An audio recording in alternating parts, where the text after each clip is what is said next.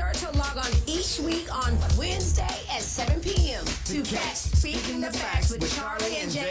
Tune in. What's up, family? We are back. This is Speaking the Facts with Charlie and JR.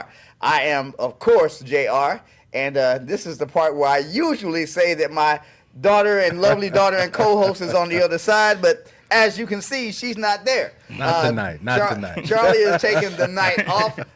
My co-host is my brother, my dear friend, Sebastian Phoenix. What's up, Bass? Oh, man, you got it. If I was doing any better, I'd have to change my name to JR. I keep telling you, man. You gotta be careful what you wish for. We were talking about. I'm telling you. Be careful what you wish for. I'm going to go ahead and get the housekeeping out of the way real quick. Speaking the Facts with Charlie and JR is brought to you by Kiss Wealth Now. Taking care of not half, not some, but all of your commercial and residential real estate needs. You can reach Kiss Wealth Now by just going on the internet, putting in kisswealthnow.com. You can reach Kiss Wealth Now at 214-738-4913. Again, check them out. I am a personal client of Kiss Wealth Now as well, and they'll take good care of you. Believe me. Quick note, JR. News you can use. Interest rates have been reduced. Yes. So there's another reason to call Kiss Wealth. Kiss Wealth Now. Yes, sir. That's right. And since your health is your wealth, I am currently starting up Kiss Health Now. Of course, I borrowed the other two words from my daughter and co-host. But seriously, they ain't nothing worse, y'all, than squandering your health and having money and not being able to get out and use it and enjoy it to better mankind, to better your family, to better yourself. So getting more serious about your health, and we talk about that a lot on this podcast. So let me just encourage you quickly to this is an amazing machine that we're encased in, and if you do a little bit, it'll do a whole lot. Trust me, I'm a living witness. So. Besides Kiss Wealth Now and Kiss Health Now, we are also brought to you by Top Notch Sports. Top Notch Sports provides referees for junior high school and high school games. So if you are interested in becoming a referee or an official, you can send us an email at SpeakNFacts. That's SpeakNTHEFACTS. Altogether, SpeakNFacts@gmail.com. And we will get you hooked up with top-notch sports. You won't get rich, but these officiating gigs do pay, and it's a good way to get out and meet and encourage and empower some young people. So if you're interested in doing that, let us know. Let's see, what else? Oh, I'm going to go ahead and acknowledge our alter egos really quick, although the fly girls aren't here, but the host and the producer and the co-host, we are also the fly guy and the fly girls, and I am the fly guy. Don't call it a comeback because I've been fly. And my lovely co-host Charlemagne, my daughter is that's Fly Money, and then our producer Kim, who was on the way, she is AKA this shit's fly. So what's up, Charlie? What's up, Kim? I know Charlie. Like I said, she's taking that night off. It's well deserved. She will be missed and fine. No, no, but she will be missed. We got Taylor in the house on the knobs and faders. What's up, Taylor? What's up, y'all? How you doing? So and now, without any further ado, I'm gonna go ahead and introduce our guest for today, Mr. Poseidon Neptune. What's up, my brother? How you doing, JR? Man, how you doing, Sebastian? It is a pleasure to have this brother on. This brother got a story. So and Bass, jump in anytime you want to. Ask any questions. We just having a conversation. Please. But I was intrigued when I read your bio. Because I love stories of redemption and renewal. I know it's 1 Peter, I think it's 5, 9, or 10 that says that God will renew you, restore you, all those things after you suffer a little while. Yes. And that's the part that people are usually put off with. But if you think about it, how else does God know your heart unless you suffer a little bit? Because everybody can say I love God. Everybody can say everybody can talk the talk. Exactly. But it is through our suffering that our true character is revealed. Boom. So with that, just kind of let the people know where you started and how you became the positive minded and productive brother that you are now. Okay, yes, sir. So yeah, I was a heroin addict for 7 years. I was a coke addict for 4 years, and I did 4 years in the penitentiary. When I got out in 2019, I dedicated my entire life to God. And so when I got out in 2019, of course, we had the COVID pandemic in 2020, and I actually ended up starting my company with like stimulus money from the government. Used that to start the brand. And it's weird. It's weird as the brand has evolved, my own spirituality has evolved with it. And you can go through like my timelines of like seeing my company improve and then seeing me come into higher conscience and higher spirituality and a higher vibration. I started doing drugs when I was, I believe, 11 years old. I started drinking at 11. I started smoking weed at 12, and I started selling dope at 12. And so by 12, I was already like in the streets selling dope. I used to like break into people's houses and rob them at gunpoint. I've done a lot of bad stuff. And I felt like, again, like you were talking about, those are the things that were dropping me further and further and further into suffering. But I will say, the more I suffered, the more I relied on God, and the more I came closer to Him. And the more I dug myself into that hole, the more I felt like I needed Him to dig myself out. And so I leaned on God the deeper I fell into it. And like when I was in prison, I read the Bible from front to back, Old Testament and New Testament. So I got really, really familiar with the Christian narrative on that. And it just evolved. I just kept evolving and getting better and better and better as I started to realize that the way I was living was either going to kill me or put me in a hole. Or put me in prison for the rest of my life. Right. Yeah. Yeah. And that is just, it is, I love hearing stories where people make lemonade out of the lemons. Yes. You know? Yes. You know, I love that. I love that a person like yourself can take adversity, take a challenge and turn it into something that not only edifies you, yes, but other people. And that's what you were talking about, being edified. You said as your company grew and got stronger, you grew and got stronger. Exactly. And that is the process of edification, where you are spiritually rewarded for giving out spiritual food or spiritual effort. Yes. I will say that's something that I've learned. Because again, like the universe is kind of like a give and take kind of thing. And the more you give out and the more you raise because I think we were just talking about like thoughts create realities. And so like the more that I've been giving people my spiritual energy and my spiritual experiences and what I've learned over the road, like the more I keep getting back, and it just keeps exponentiating. And that's why I give so freely. Because it's a system. I feel like there's a system in play that was created by God, and if you play into that system to higher vibration, then higher vibrations will come into your life. And if you play into the lower system of the lower vibrations, lower stuff will come into your life. And what I mean by that is this. When I was a drug dealer, I would always experience really negative experiences because I always had negative stuff in my head. And again, like those thoughts create those realities, and it creates what I call like a positive loop or a negative loop. So when you're a drug dealer, you're going to be around bad women, you're going to be around bad men, you're going to be around bad situations, and it creates a loop to where you're always seeing negativity. And when you see negativity, again, your thoughts are creating that reality, so you keep getting more and more and more. And that's why people keep saying, well, how can my life get any worse? And it actually does. You know what I'm saying? Because they're thinking about that. And once I started changing my thought process and I stopped making myself the victim. That was one of the biggest parts, was saying, I'm not a victim. The reason I'm in this position right now is because I made decisions. And I made choices, and I decided to go with them. Nobody made me a drug dealer. I just decided to be a drug dealer one day. Nobody made me put guns in people's faces. I thought the TV made it look cool. Yeah. You know what I'm saying? I thought the rap music and all that stuff is the kind of life I wanted to live. And really, like, on the back end, that's not what I was looking for. But again, like it feeds into a negative loop. And now it's like the reverse. So like the more kind I am to people, the more nice I am to people, the more offering and more giving of myself, the more they give back to me. And so now I just see positive stuff all the time. And it's like, it's so weird to me. It's so like profound, because it's like I used to live like such a really, really bad life, and it's like the complete opposite now. And I feel like I've stepped into another world and another dimension because all I did was change my thought process. It's a really simple change. The change. Yes.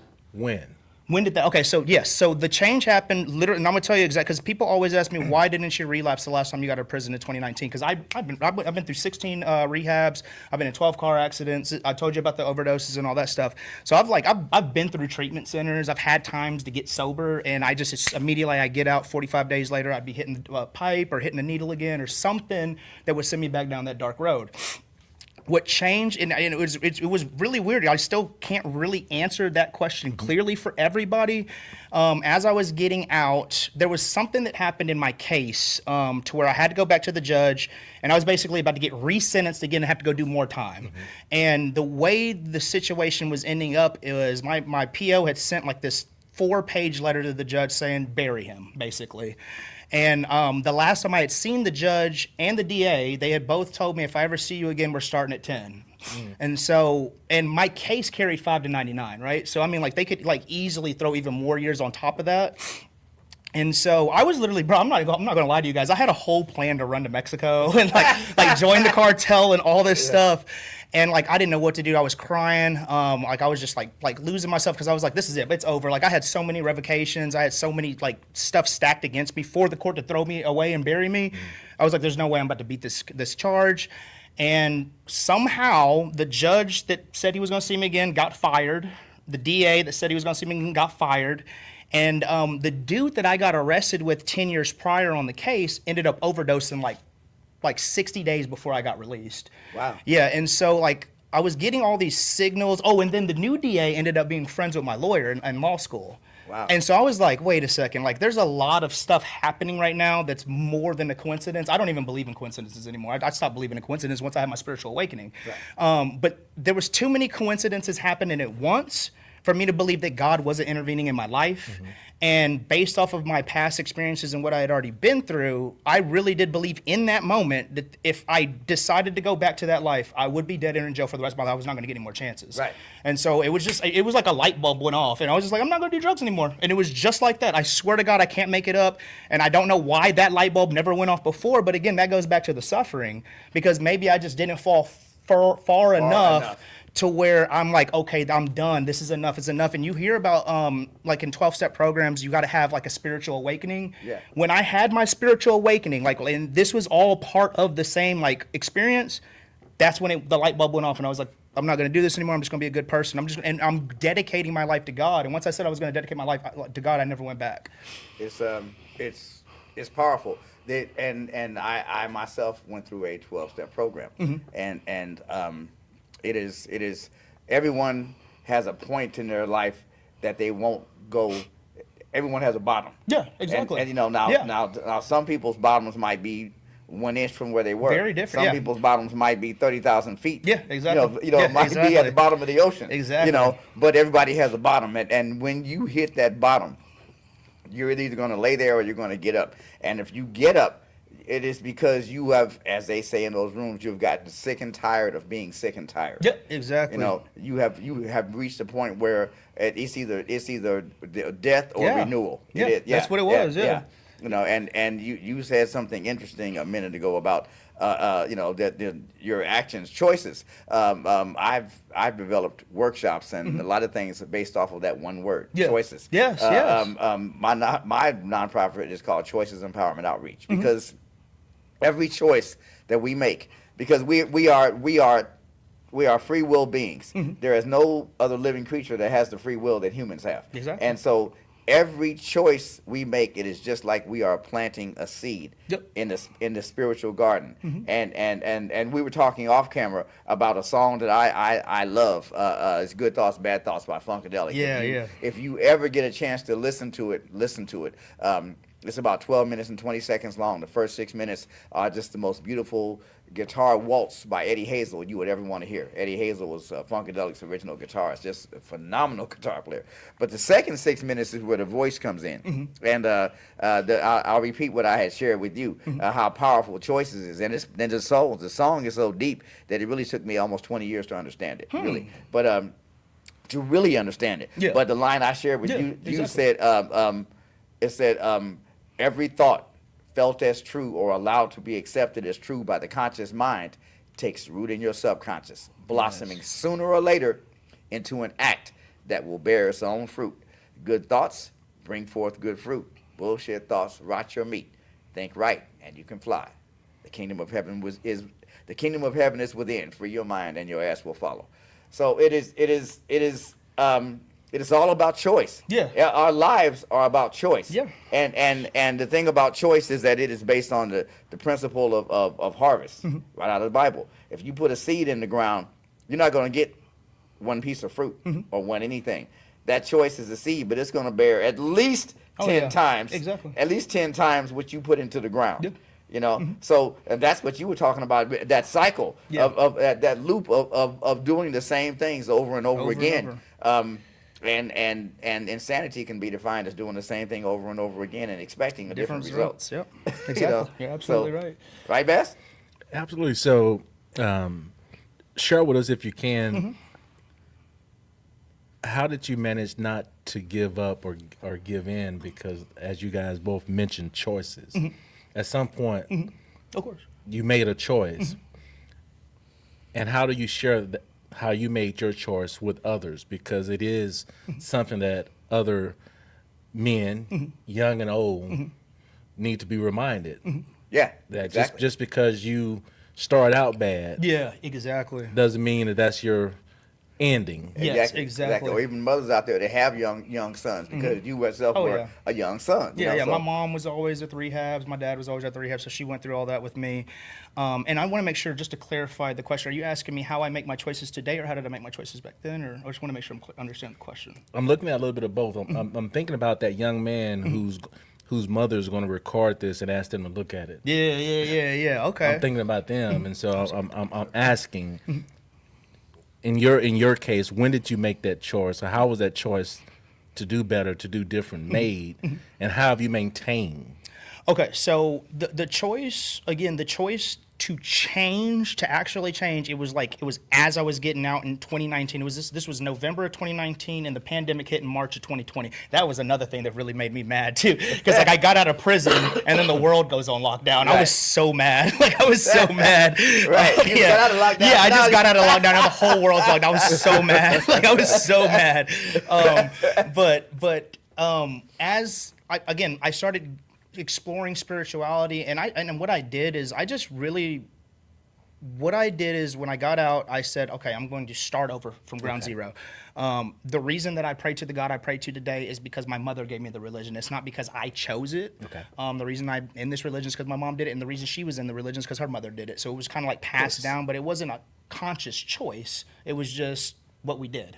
And when I decided to start over at ground zero, that meant starting over, period. And that meant starting over with my religion too. So what I started doing is I started exploring all kinds of different religions. I started exploring Islam, Judaism, Christianity, sacred geometry, Hinduism, all different kinds of things to start getting me closer and closer to God from a wider perspective than just one. Yes. And as I was going through this spiritual journey to reach my spiritual awakening, which happened on the solar eclipse of 2014 in April, which was last year, right? Remember the solar eclipse over Yes. Yeah. That was the day that everything whoa, it's time to go full throttle. And everything up until then was a slow build up. But what I had learned was that, again, and I want to keep going back to this concept of thoughts and your choices, because it really is like a magical thing. Have you ever heard of Neville Goddard? I have not. Have you heard of Neville Goddard? Say his name. Neville Goddard. He's kind of like a Terrence McKenna or Ram Dass, kind of like one of those those new thought kind of guys. But he says, and he was a Christian, and so in his literature he always references back to the New Testament and Old Testament. But what he was saying is, it's the reason that a lot of people's prayers don't work is because they have an inner belief of the opposite of what they're praying for. So a man may pray for riches, but inwardly he believes that he's poor. And so the reason that he keeps living a poor life is because of his belief system. Because again, your thoughts create your reality, right? So what I had to start doing is shifting my belief system out of, hey, I'm a piece of shit and I deserve less. And shift that into, I deserve more because I'm a good person, because I'm doing X, Y, and Z.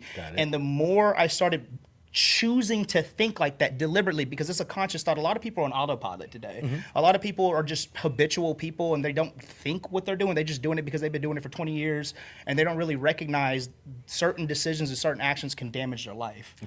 And the more conscious I became aware of my thoughts, the more I was able to direct that energy, and the more I could direct that energy, the more I could direct my life into a positive setting or positive circumstances like that. Does that make sense? I don't want to make sure. It does. It does. And when you were talking, I was actually just sitting here thinking, because the Bible, in the Bible, Paul talks about guard. He practically begs us actually to guard our thoughts. Yeah, yeah, You know, exactly. because Yeah, it's so and, true. And It's so there's- true. And there are so many other ways that plea is made. You know, both religiously and secularly. I was thinking about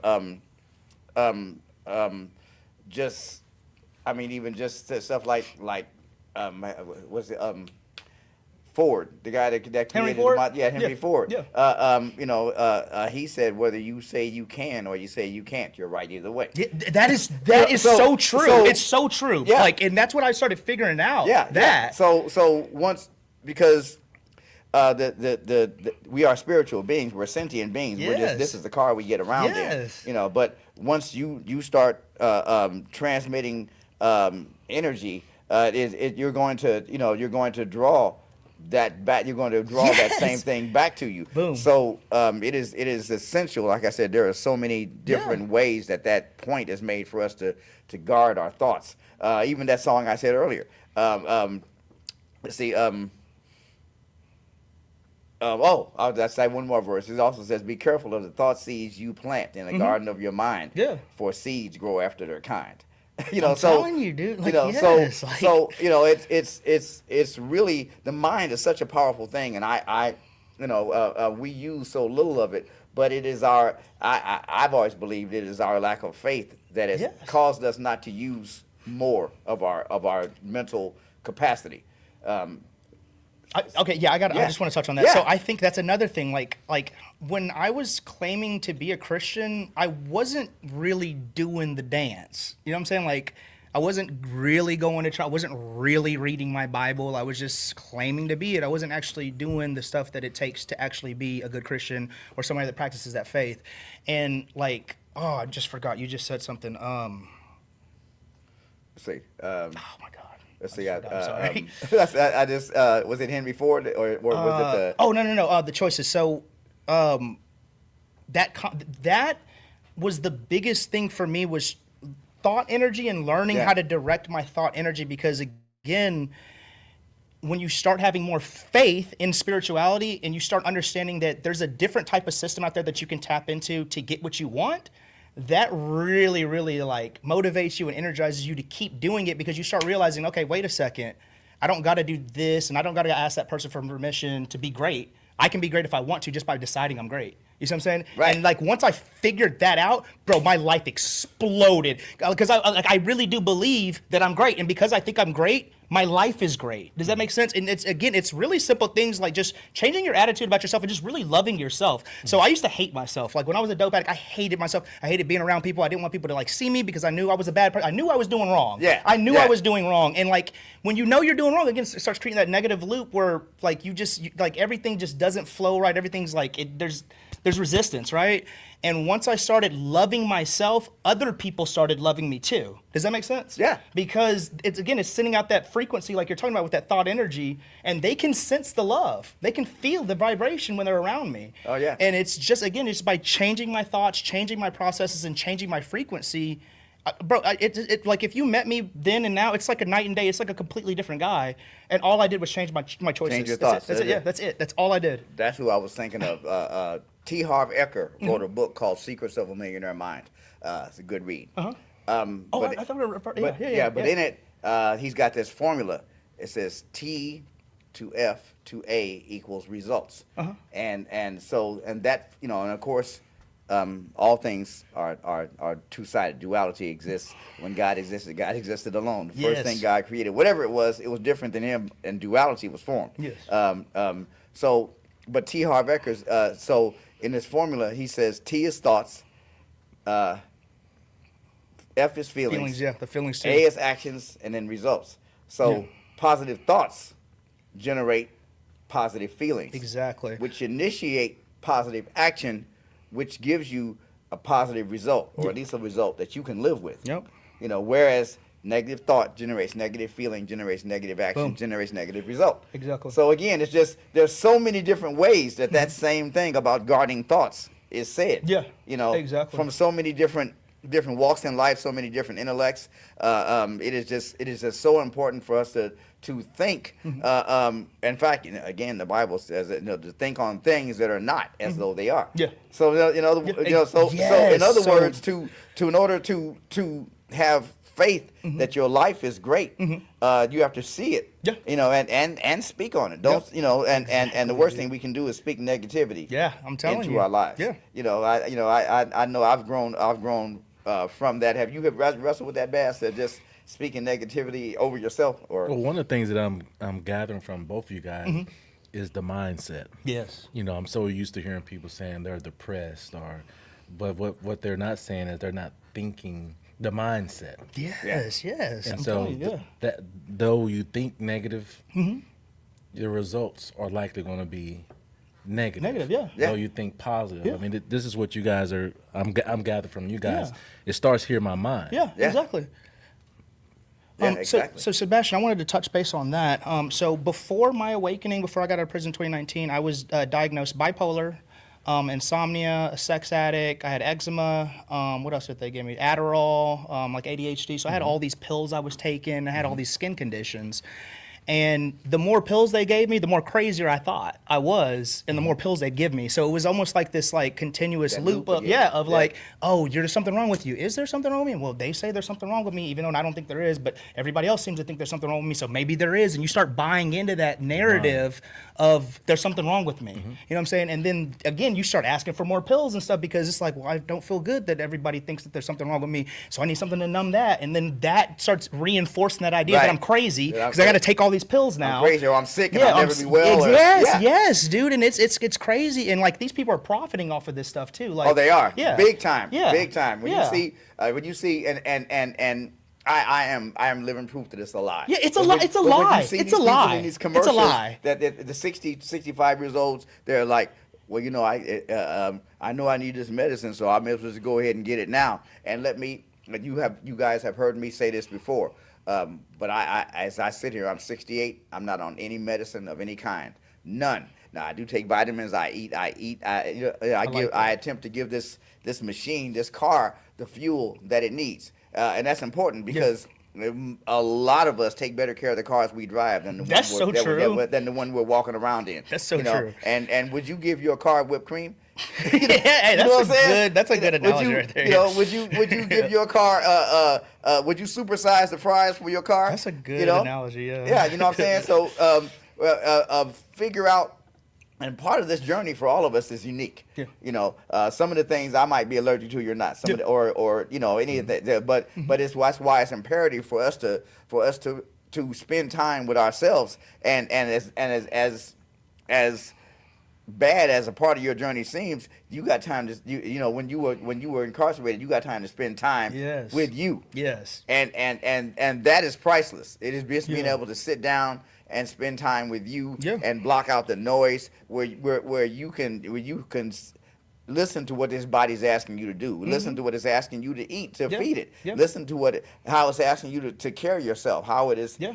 because it will let you know. Yeah. But if you're so tuned into what's out here that you're not paying attention to this, Yeah. then we get separated Exactly. from it. Yeah. It's And I will say this, JR, prison definitely gave me plenty of time to look in the mirror. And what I will say, because when I got out, I got like a corporate job and stuff. And again, like I was a dope dealer most of my life. So like that was a whole learning curve itself, try to like learn corporate America and stuff like that. But I hated my corporate job. And one thing I noticed in my corporate job is it took most of my day.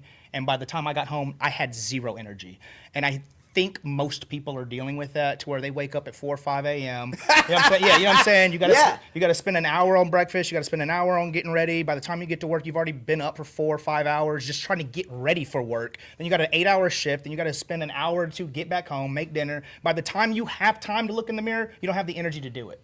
And I think the system is set up that way. Like they don't want you to be able to look in the mirror. They don't want you to figure out that you have a higher self and a better self and that you can achieve more. What they want is they want you to be drained. They want you to be in fear. They want you to be scared. And they want to be able to control you. And I feel like the way the system's set up right now, it's easy to do that because they're draining you of your energy all day long. Well, I was having a conversation with a lady friend on the way here. and Bass heard it, and you know, and we were talking about being smart and being intelligent, you know, because you know you can amass just an unquenchable amount of knowledge, which means that you are educated. Yeah. How you use that knowledge is what makes you smart.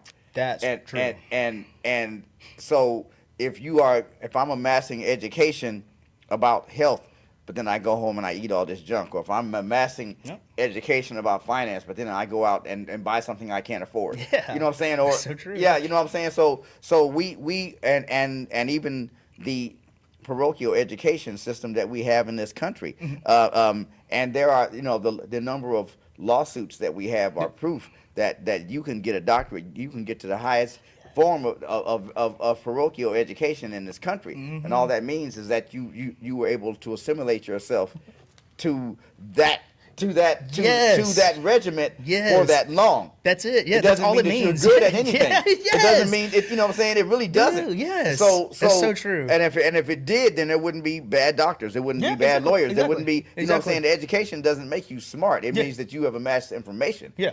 You know, in a particular field too. Like in a particular field, because I'm a stock trader. There's no way a lawyer could do what I do just because they went to college for 8 years. They're two different fields. Like you can't go send a lawyer into a construction site and expect them to perform well. But they think because they have it like, and that's the one thing I've noticed with people with like really like higher education. Thomas Sowell said this. You know, Thomas. I love Thomas Sowell. He said we've always had ignorant people, but we never had college degrees to make them think they weren't ignorant. And so I think people will get these college degrees and they're like, oh, well, I know everything. And they start skipping over certain stuff because they think, oh, I've spent this amount of time in school. I know everything. But you don't. Well, you know what I'm saying? You don't. Yeah, that's the other thing. You know what I'm saying? There's no way you can possibly know everything just from going to school for an extra 4 years. Even amassing that information again, it's part of the battle, but it's far from all the battle. Yeah. C.S. Lewis, you know, a writer, laureate, you know, poet. Yeah. You know, C.S. Lewis said, experience, a brutal teacher, but oh, do we learn. Yes. You know what I'm saying? You, So if you were trying to have just information as your foundation without some experience to apply it to, then you're going to be out of touch with your own reality eventually. I mean, those people used to become hermits and all that kind of stuff because they realized that. Hermits, well, I mean, you know, some of the you know, I think about about Biggie, thinking about the more money, more problems. You know, that happens in a lot of cases if we're not grounded. The Bible talks about the difference in wheat and chaff. You know, wheat runs into the ground, so when the wind comes, it bends, but it doesn't move. You know, but the chaff blows off the wheat. Those are the seeds, and it blows all over the place. So we have to work on being grounded. Yeah.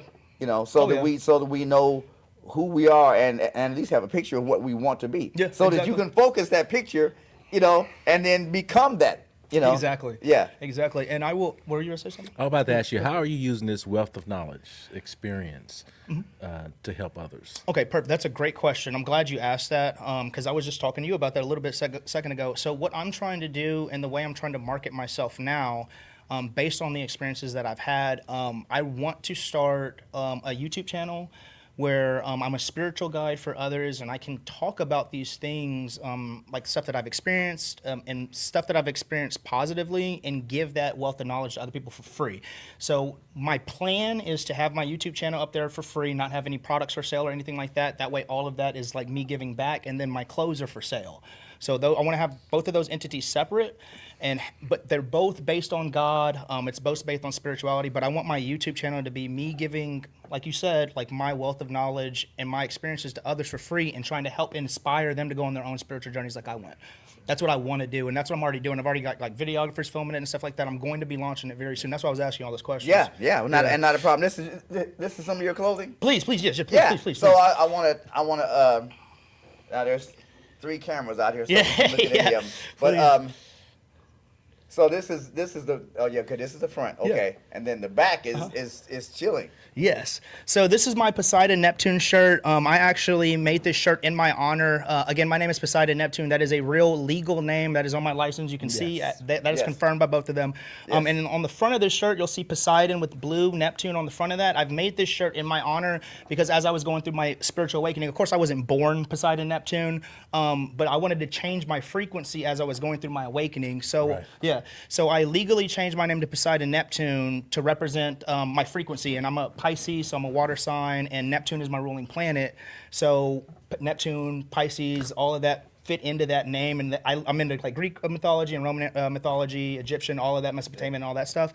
So it just fit perfectly, and that's kind of like what the company is. It's my journey to higher consciousness and spirituality. This is a beautiful shirt. Thank you. Share a little bit more about the name, because I have to admit, I cheated and did a little research on the name, so I know it's the god of the sea, earthquakes. Yes. So Poseidon, you've got like, and it's weird like the way all of this is happening, because it like you don't, hindsight's 2020, and you don't really see connections and stuff until they happen.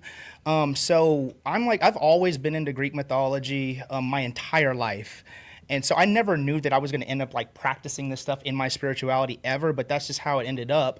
And as you know, like there's a story, and I want everybody to understand how the Greeks and the Romans were practicing. They didn't actually think there was a man Poseidon in the sea. They never thought that. What they were doing is they were God, I can't say the word. Anthropomorphizing. That's not how you pronounce that, by the way. I'm just trying my hardest to say it. Like planets. And so they were all astrologers. They were always into astrology. And what they were doing is they were tracking the stars. So Poseidon of the ocean. Now his brother. Yeah, Zeus is Jupiter. Yeah. And then you've got Hades. Hades is Pluto. Saturn is Kronos. That was the father of the three brothers. And then I have two little sisters. So this story with the three brothers and me and my two little sisters, it just kind of fit. And we always argued with my father. And in the Greek mythology story, Kronos eats his children and tries to kill them because he's scared of them overtaking him and coming up and rising above him. And so I felt like that really related to how I grew up too, because it was always me and my dad battling. Like my dad has this huge ego that has yet to subside still to this day. And he's just always like trying to get in like measuring contests with everybody, and so I just felt like that story was really related to me. And then again, I've always loved the water. I'm a Pisces, and so each zodiac has a ruling planet. And so Neptune, the Pisces ruling planet is Neptune. And so when I was trying to come up with a new name for me, because I was like, I don't want to be called my old name ever. I don't want to be called that because there's so much bad stuff associated with that name, and I didn't want to even think about the bad stuff anymore. Again, because thoughts create your reality. So everybody loves my new name. You know what I'm saying? And so that makes me feel good. You know what I'm saying? It makes me like positive and stuff like that, right? Right. But yeah, I wanted to take the Roman iteration and the Greek iteration of my ruling planet and my zodiac and then merge that into my frequency and just be a representation of the stars. I don't want people to look at me and see me. I want people to look at me and see the stars. I want them to see a higher meaning and something that's more spiritual, not just another dude wearing tattoos and a hat or whatever. You know what I'm saying? Like I wanted it to be something more meaningful and special, and I feel like I accomplished that by changing my name to that, and I feel like I have more connection to my higher self and my gods for that. If that makes sense. I haven't done the tattoos yet. Oh yeah. But does your tattoos have meanings, and if so, what are they? Okay, I'm glad you asked that question too. I'm so glad you guys are asking all the best questions. Okay, so I didn't have any tattoos before I got out of prison. Okay. So I went through the entire time in prison with 0 tattoos, right? Yeah. I'm watching everybody get tatted up, and I'm like, oh, this is cool. And I even had paid some artists in there to like do me some designs and stuff. But I always felt like it was too unsanitary. Like if you see the way they do, it's very nasty. Like it's very dirty. In the ink and a dirty. It's very disgusting. And so I was like, I'll go get my designs out in the world. And like when I came out in the free world, like I met my artist, and I started seeing these patterns called sacred geometry. Are you familiar? Yes. And so when I started studying sacred geometry, and again that started going back into like ancient times and ancient practices, because there was the monotheism didn't exist for before the past 5,000 years. After Egypt, that's when the monotheism started coming in with Judaism and Islam and Christianity. Before that, everybody worshipped multiple gods, and all those multiple gods represented the stars. So you can always track which god is who. Like Ra is just forgive me on that. Sorry, Ra is the sun. There he goes. And you've got like Isis, you've got all these different pantheons of gods that represent certain planets in the sky. And every time you have a civilization that goes down, a new civilization will pop up, and they worship the same gods and just give them different names, right? And so what I wanted to do was I wanted to go back to the beginning when things were like, when civilization wasn't as bad as it is today. And that starts going through like levels of consciousness through the Golden Age, the Silver Age, the Bronze Age, and the Iron Age, and the Kali Yuga, and the Satya Yuga, and the Treta Yuga, and all of these different levels of consciousness of man falling in those levels of consciousness. And again, I wanted to bounce back out in the Golden Age, which just happened. We just entered a new Golden Age, and have this new frequency to carry into that. Okay. Does that make sense? And my tattoos represent the sacred geometry. If you look at my tattoos, they're all inverted. So this tattoo is this tattoo, but this one's the inversion of this. Gotcha. This is the inversion of this, right? And this is the Metatron's cube. If you look on my shoulders, I've got the Neptune's trident. Again, that's my ruling planet. If you look on my neck, I've got the symbol of Pisces. On my neck, flower of life pattern. I've got the Merkaba right here, flower of life, flower of life. On the back of me, I've got chakras. Yeah. So I've got, I don't have all of them yet. I'm trying to Okay. get, I've got 3 chakras on the back of me right now, but I'm going to get all the chakras all the way running up to the top of my head.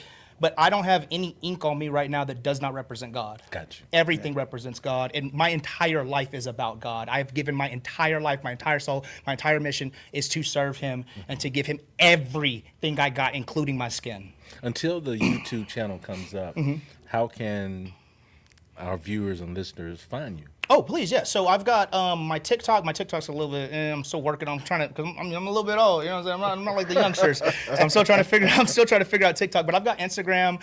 You can find me at OmniThreads_apparel. My website is where you can definitely find all the information about me at www.omnithreads omnithreads.life life.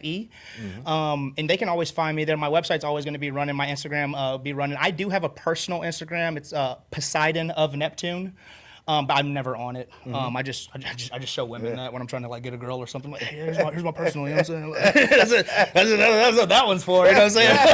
Gotta keep it You real. know what I'm saying? You know what I'm saying? But I mean, See, this conversation, right? This part of the conversation would not happen with the normal guest here, so this is kind of fun.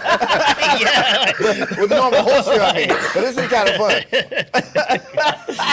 like, you know what I'm saying? Like, that's what I'm doing over here. You mentioned chakras, and I want to touch on those for a Please. quick second, because I believe that because I am a Christian, I believe that Christians have a misrepresentation of what chakras represent. Yes. I also believe that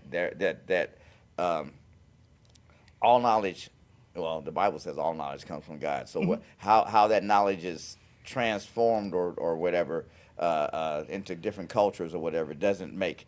In other words, if a Christian didn't think of it, a lot of Christians will say it's evil just because a Christian didn't think of it. That is true. And to me that is far from the truth. Yes. And the chakras, for example, because I'm into my health. Yes. You know. All chakras are to me are energy centers. That's all it is. That's all they are. Literally all That's it is. all they are. They're Yeah, energy that's centers. all it is.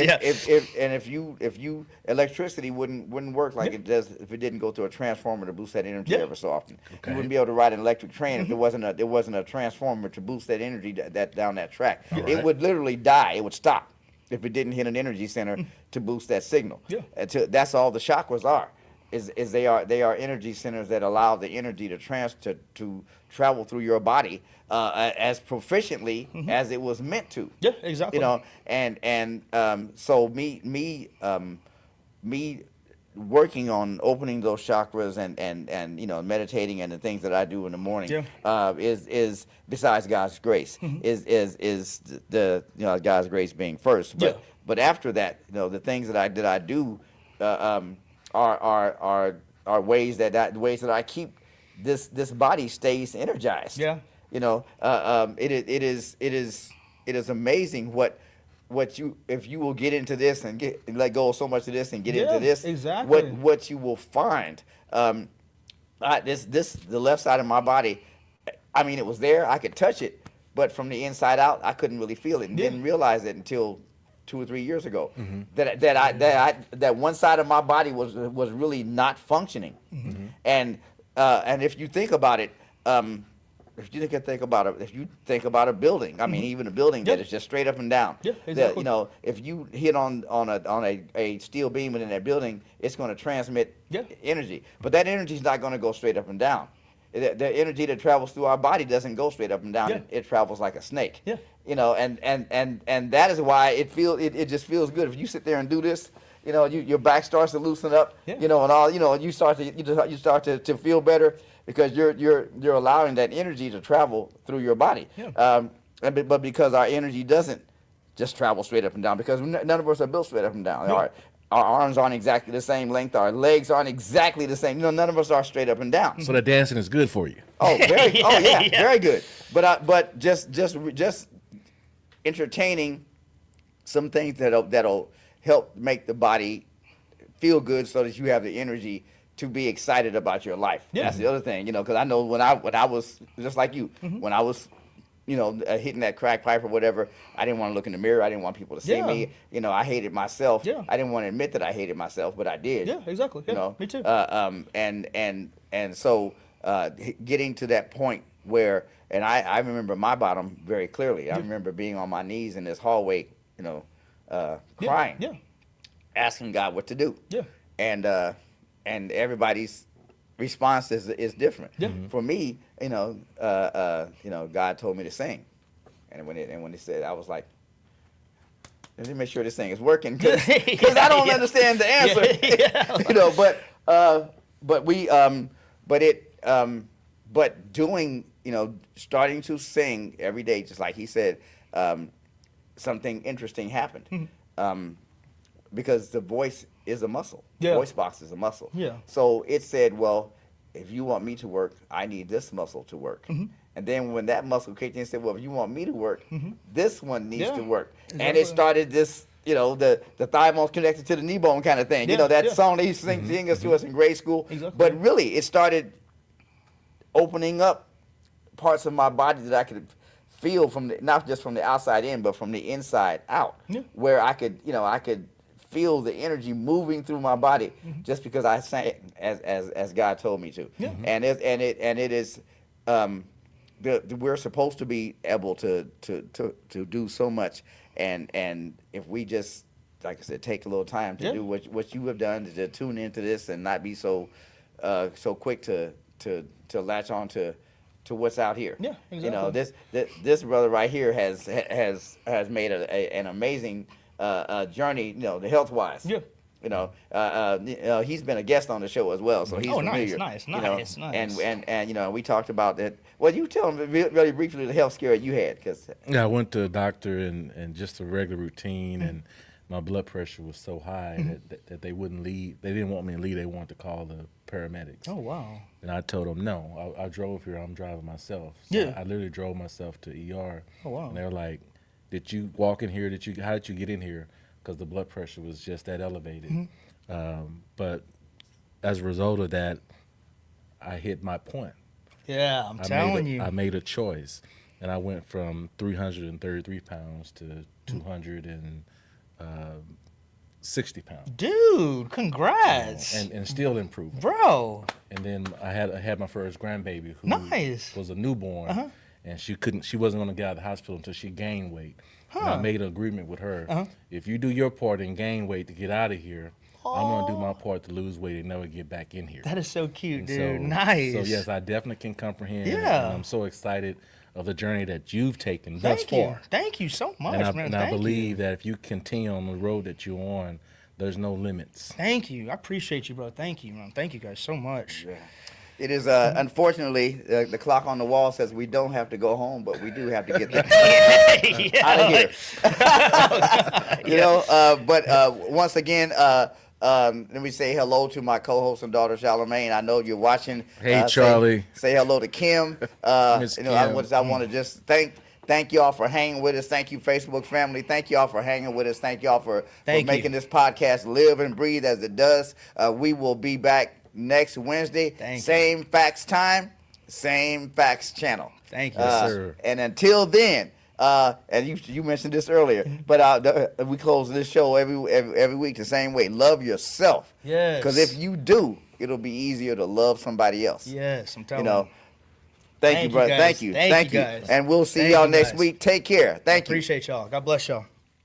Hey, this is Charlie, This is JR. host of Speaking the Facts with Charlie and JR, broadcasting live each week.